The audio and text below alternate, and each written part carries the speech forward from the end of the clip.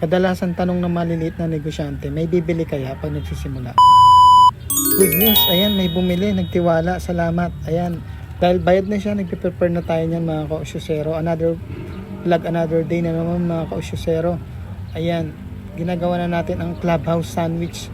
Grabe, nakakatuwa lang sa puso kasi pero mo, may nagtiwala sa atin, taga-Taguig pa. Ayan, pinaprepare na natin yung order niya. Nagbayad nga pala siya through Maribank via GCash. Ayan, pinagbayad ko siya sa aking QR code. Ayan, grabe oh, pinaprepare ko na yung order niya. Nakakatuwa talaga, hindi ko na-expect. Bigla na may darating na biyaya. Kaya kayo yung mga nagne-negosyo dyan, laban lang, tuloy-tuloy lang. Huwag kayong mapagod, sumubok ng kung ano-ano. Try lang ng try, malay nyo, di ba? From zero to hero, sabi nga. Wala na akong masama, di ba? Ayan. At sa awa ng Diyos, natapos natin yung order niya. Kasi 3 PM daw kailangan ng ma-deliver to. So 1:30, prepare na natin yan. Tapos na, booking na tayo niyan ng 1:30 onwards.